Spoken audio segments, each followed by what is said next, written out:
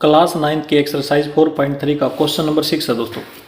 If the work done by a body on application of a constant force is directly proportional to the distance travel by the body, express this in the form of the an equation in two variables. Class 9th की exercise 4.3 का question number 6 है दोस्तों।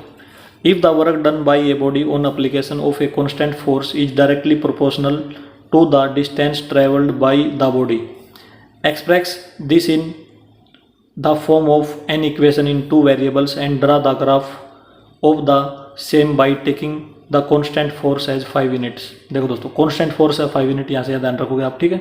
also read the graph the work done when the distance traveled by the body is 2 unit and 0 unit। देखो दोस्तों हमने ये बताना है जब वो बॉडी 2 यूनिट का डिस्टेंस ट्रैवल करेगी तो क्या होगा, कितना वर्क डन होगा वो हमने बताना है यहाँ से ग्राफ में देख के, और जब वो 0 यूनिट डिस्टेंस ट्रैवल करेगी तो वर्क डन बताना हमने, ठीक है, वहाँ से रीड करके ग्राफ में से, ठीक है। ये हमारा क्वेश्चन है दोस्तों, ठीक है। इस क्वेश्चन में क्या कह रखा है दोस्तों, एक बार दोबारा पढ़ते हैं। If the work done by a body on application of a constant force is directly proportional to the distance travel by the body, यहाँ तक पढ़ेंगे दोस्तों, ठीक है। तो इसने ये बोल रखा है दोस्तों, जो वर्क डन है ना, यदि हम किसी बॉडी के ऊपर फोर्स लगाएंगे तो वर्क डन कितना होगा, जितना वो डिस्टेंस ट्रैवल करेगी उसके डायरेक्टली प्रोपोर्शनल दोस्तों, ठीक है। डायरेक्टली प्रोपोर्शनल का मतलब ये होता है कि वर्क डन जब डिस्टेंस बढ़ेगी तो वर्क डन भी बढ़ेगा दोस्तों, ठीक है। जब डिस्टेंस इंक्रीज होगी दोस्तों, जब डिस्टेंस ट्रेवल्ड होगी ना, तो हमारा वर्क डन भी क्या होगा दोस्तों, इंक्रीज होगा। इसका मतलब ये है डायरेक्टली प्रोपोर्शनल ये होता है, ठीक है। यदि इनवर्स होता तो जब एक चीज़ बढ़ेगी तो दूसरी क्या होती, कम होती दोस्तों इसमें, ठीक है। लेकिन ये डायरेक्टली प्रोपोर्शनल दोस्तों। इस प्रकार आगे क्या करना है दोस्तों वो देखो एक बार। Express this is in the form of an equation in two variable. एक हमने क्या करनी है दोस्तों, एक इक्वेशन बनानी है इसके लिए हमें, ठीक है। वो 2 वेरिएबल में होनी चाहिए, ठीक है। तो इसका मतलब हम एक लीनियर इक्वेशन बना सकते हैं दोस्तों यहाँ से, ठीक। तो उसके लिए सबसे पहले हम वेरिएबल मानेंगे कि क्या क्या लें हम, ठीक है। क्वेश्चन नंबर 6 है दोस्तों। तो 2 वेरिएबल ले लेंगे दोस्तों। लेट एक्स, एक तो वेरिएबल एक्स ले लिया दोस्तों। एक्स में लूँगा distance travel by the body, ठीक है, ऐसे लिखूँगा distance travelled by the body. जो बॉडी थी दोस्तों उसके ऊपर जब फोर्स लगा तो उसने क्या किया, डिस्टेंस ट्रेवल करी, और वो कितनी डिस्टेंस ट्रेवल करी दोस्तों, हमने एक्स लिख लिया यहाँ पे, ठीक है। अच्छा वाई क्या माना दोस्तों हमने, वर्क डन, ठीक है। वाई हमने मान लिया वर्क डन, कितना वर्क डन होगा, ठीक है। 2 वेरिएबल ले लिया दोस्तों हमने, ठीक है। एक तो एक्स ले लिया, एक वाई ले लिया, ठीक है। क्योंकि 2 ही काम हो रहे हैं दोस्तों इसमें, एक तो वर्क डन हो रहा है, एक डिस्टेंस ट्रेवल हो रही है। एक वेरिएबल को तो हमने distance travel by the body ले लिया, ठीक है। एक वेरिएबल को हमने वर्क डन ले लिया, ठीक है। और दूसरी बात यह है दोस्तों, एक कॉन्स्टेंट फोर्स भी है, ठीक है, एक कॉन्स्टेंट भी है। मैं लिखूँगा कॉन्स्टेंट फोर्स कितना अप्लाई हो रहा है बॉडी के ऊपर, वो हो रहा है 5 यूनिट, तो उसको भी लिख लेंगे 5 यूनिट्स। तो अब दोस्तों एक लीनियर इक्वेशन बनाएंगे हम। कैसे बनाएंगे देखो, इसमें लिखा हुआ जो वर्क डन है ना वो क्या है, directly proportional to distance travel by the body हो रहा है दोस्तों, ठीक है। ये जो सिंबल है ना दोस्तों इस प्रकार का, ये डायरेक्टली प्रोपोर्शनल का सिंबल है। मैं लिख देता हूँ डायरेक्टली प्रोपोर्शनल का सिंबल है दोस्तों। इसका मतलब ये है दोस्तों, जब डिस्टेंस बढ़ेगी तो वर्क डन भी बढ़ेगा, जब डिस्टेंस इंक्रीज होगी तो वर्क डन भी क्या होगा, इंक्रीज होगा। इसका ये सिंबल का मतलब ये है दोस्तों, ठीक है। तो ये हमें सोल्व करना आता है दोस्तों। जब हम क्या करते हैं, जब हम इसको हटाते हैं, जब डायरेक्टली प्रोपोर्शनल के सिंबल को हटाते हैं, यहाँ पे इक्वल का साइन लगाते हैं, तो एक कांस्टेंट आता है यहाँ पे के, ठीक है। और के इंटू एक्स लिखते हैं हम इस प्रकार से, ठीक है। क्या लिखते हैं, कांस्टेंट है ये कांस्टेंट।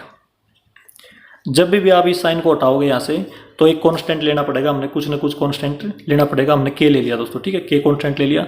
और ये कांस्टेंट क्या है दोस्तों, एक कांस्टेंट फोर्स है, ठीक है। इसकी जो वैल्यू वो 5 यूनिट है, तो इसकी जगह पर हम क्या करेंगे, y इक्वल टू 5x डाल देंगे दोस्तों, ठीक है। तो इसका मतलब ये वाली लीनियर इक्वेशन हमारे पास बन गई दोस्तों। किसके लिए बनी, ये डिस्टेंस के लिए और वर्क डन के लिए बनेगी दोस्तों। वर्क डन के लिए जब डिस्टेंस बढ़ेगी तो वर्क डन भी बढ़ेगा, ठीक है। यदि मान लो डिस्टेंस 1 होगी तो वर्क डन 5 यूनिट हो गया, डिस्टेंस 2 होगी दोस्तों तो वर्क डन कितना होगा, 10 हो गया दोस्तों यहाँ से, ठीक है। ऐसे ये इक्वेशन बन के आई दोस्तों हमारे सामने, ठीक है। इससे हम ग्राफ भी ड्रा कर सकते हैं दोस्तों, ठीक है। तो देखो अब ग्राफ ड्रा करेंगे। ग्राफ ड्रा करने से पहले दोस्तों हम क्या करेंगे, इसके लिए बॉक्स बना लेंगे इस प्रकार का, ठीक है।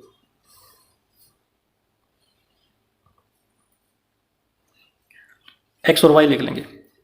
जब हमारी डिस्टेंस 1 यूनिट होगी दोस्तों, ठीक है, हमने जब हम एक्स की वैल्यू 1 डाल लेंगे तो वाई की वैल्यू कितनी आएगी, यहाँ से 5 आएगी दोस्तों, ठीक है। जब हम यहाँ पे मान लो हमने एक्स की वैल्यू -1 डाल दी तो ये वाई कितना आएगा, -5 आएगा दोस्तों, ठीक है। इस प्रकार से 2 पॉइंट ले लिए दोस्तों। अब देखो ग्राफ, तो ग्राफ बनाएंगे हम।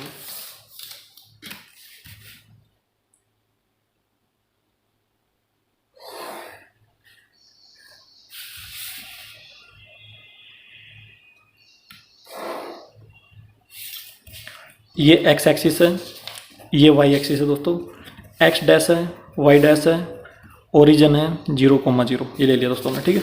अब देखो एक्स की मैक्सिमम वैल्यू दोस्तों इसमें 1 है और मिनिमम -1 है, तो यहाँ पे 1 ले ली और यहाँ पे -1 ले ली दोस्तों हमने, ठीक है।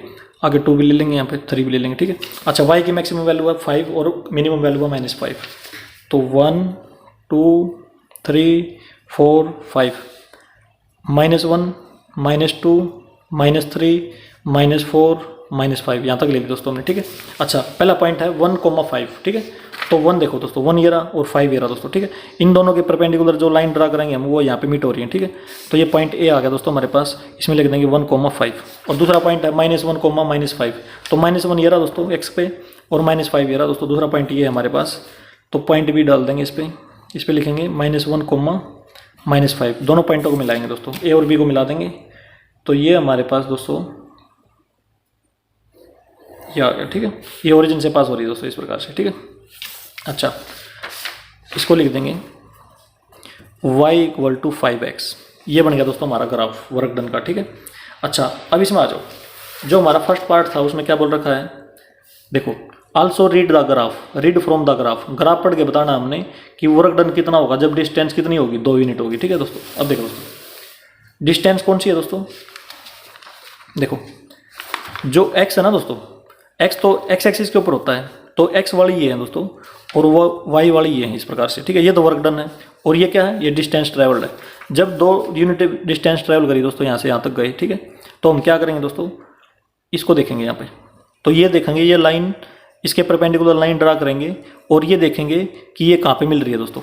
देखो एक बार इसको थोड़ा आगे बढ़ा देंगे, यहाँ पे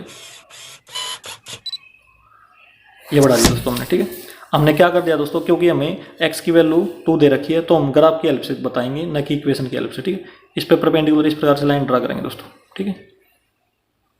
इस प्रकार देखो एक बार, ये इस प्रकार से हमने परपेंडिकुलर लाइन ड्रा कर दी और यहाँ पे मीट हो रही है दोस्तों इस पॉइंट पे, ठीक है। और इसको भी थोड़ा सा y को भी ऊपर की तरफ बढ़ा लेंगे हम और ये लिख देंगे 6 7 8 9 10, ठीक है। अब देखो दोस्तों y कितना इस पर 10 है, ठीक है, मतलब वर्क डन कितना हुआ दोस्तों, 10 यूनिट हुआ, ठीक है। तो यहाँ पे हम लिख देंगे 2,10, ठीक है। जो फर्स्ट का हमारा आंसर है वो देखो, फर्स्ट पार्ट का, if x = 2 then y = 10 units, ऐसे लिखते हैं दोस्तों, ठीक है। फर्स्ट का आंसर आ गया दोस्तों हमारा, ठीक है।